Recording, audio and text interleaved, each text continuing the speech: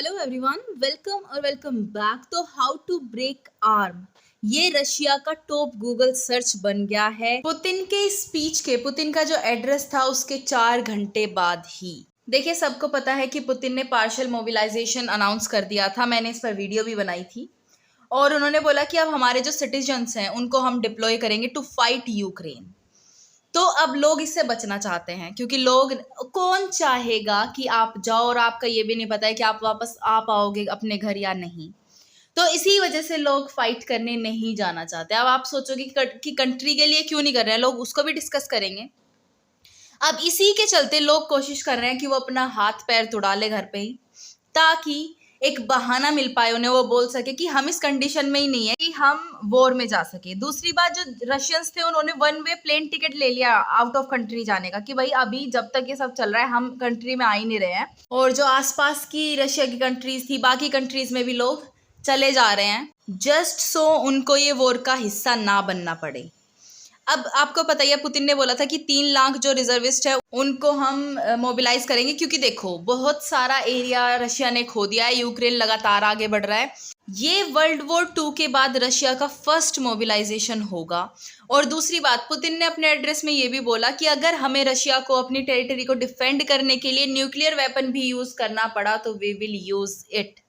हम जरा भी पीछे नहीं हटेंगे and I am not bluffing, क्योंकि इनके एड्रेस के बाद जो यूक्रेन के प्रेसिडेंट है जेलेंस्की, उन्होंने बोला था कि नहीं, आई बिलीव कि वो यूज नहीं करेंगे। फिर उसी के जस्ट बाद रशिया के प्रेसिडेंट पुतिन का स्टेटमेंट बाहर आया कि आई एम नॉट ब्लफिंग, हम हर एक मीन्स जो हमारे डिस्पोजल पर हैं वो यूज करेंगे to save our territory. Russians को बोला गया कि जो भी 18 से 65 की एज के लोग हैं वो अपने बैग्स को पैक करें और 4 घंटे के अंदर अंदर उन्हें अपनी फैमिलीज को गुड बाय बोलना पड़ेगा और यूक्रेन में वॉर के लिए जाना पड़ेगा। बहुत सारे लोग कंट्री से बाहर चले गए।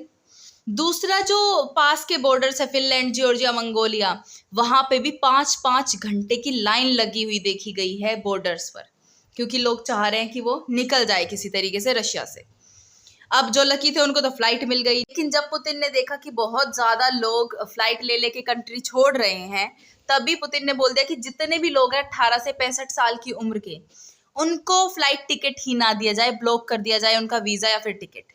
इसी के चलते जो लकी थे वो निकल गए, जो फंस गए वो फंस गए। अब इससे बचना भी था तो लोगों ने घर पे ही अपने हाथ पैर तोड़ना शुरू कर दिए कि भाई मेरा हाथ टूटा हुआ है, कैसे हाथ घर पर तोड़े, ये सब सर्च होने लगा गूगल पर। इवन जो एयर टिकट्स के प्राइस थे वो $5000 तक पहुंच गए वन वे टिकट्स के लिए, जो नियरेस्ट फॉरेन लोकेशंस थी उनके लिए भी।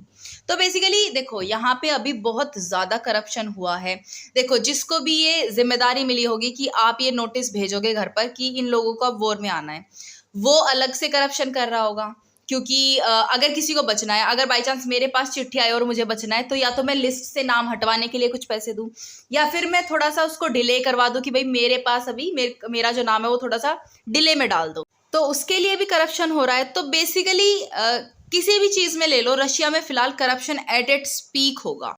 How to break an arm at home के साथ साथ where to run away right now from Russia, ये सब तक जो है गूगल सर्च में आया है रशिया में। जो वेस्टर्न मिलिट्री एनालिस्ट है उन्होंने बोला है कि Russia serious man power shortage को सफर कर रहा है फिलहाल यूक्रेन के बैटलफील्ड में, और इन हैवी लॉसेस के कारण ही रशिया बहुत टाइम से मोबिलाइजेशन कराना चाह रहा है। अब देखो, यूक्रेन में तो मोबिलाइजेशन तभी हो गया था जब रशिया ने इन्वेड करा था यूक्रेन को, उसके कुछ दिन बाद ही। लेकिन फर्क होता है, यूक्रेन को इन्वेड करा गया था रशिया के द्वारा, जबकि जो रशियंस हैं उनको पता है कि भाई आपकी कंट्री ने ही एग्रेशन क्रिएट करा है। इवन जो ये यूक्रेन प्रेसिडेंट है जेलेंस्की, वो ये तक भी बोलते रहते कि ठीक है हम नाटो को ज्वाइन नहीं कर रहे हैं, लेकिन पुतिन नहीं माने। पुतिन के पास अच्छा खासा मौका था कि उस टाइम पे एक पीस एग्रीमेंट करा लेते। यूक्रेन ने बोल दिया था कि हम नाटो को ज्वाइन नहीं करेंगे, लेकिन पुतिन नहीं माने। पुतिन लगातार एग्रेशन करते चले गए और अब उल्टा हो रहा है। अब जो जेलेंस्की है वो नहीं मान रहे हैं, तो ऐसे में रशिया क्या करेगा। दूसरी बात, रशिया के लोगों को पता है कि एग्रेसर आप हो, तो वो ना मोटिवेशन नहीं आ पाता। जब आप एग्रेसर होते हो ना, तो आपको पता होता है कि यू आर एट फॉल्ट कहीं ना कहीं।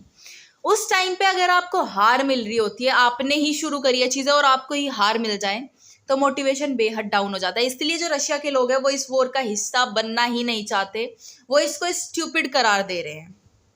दूसरी तरफ यूक्रेन की धरती पर हमला हुआ था, इसलिए उनके यहाँ के लोगों में मोटिवेशन अपनी टेरिटरी को बचाने के लिए था, अपनी मातृभूमि को बचाने के लिए था। दोनों में धरती आसमान का अंतर है, तो ये फर्क हो जाता है। जो लोग अभी अपनी आर्म किसी की टूटी हुई अगर मिली, जिसके पास लेटर गया, तो पुतिन ने बोला है कि उनको भी कड़ी से कड़ी सजा मिलेगी, और जो फ्ली कर गए हैं कंट्री को उनको भी, क्योंकि जब मातृभूमि को उनकी जरूरत थी तब वो काम नहीं आए, बेसिकली अपनी सर्विस प्रोवाइड नहीं करवाई, इसलिए उनको सजा दी जाएगी। पुतिन ने ये अनाउंस कर दिया है। So this was the news for you guys. I hope you loved it. If you did, please give it a thumbs up and subscribe to my channel. And I'll see you in the next video. Till then, stay happy, healthy, and bye.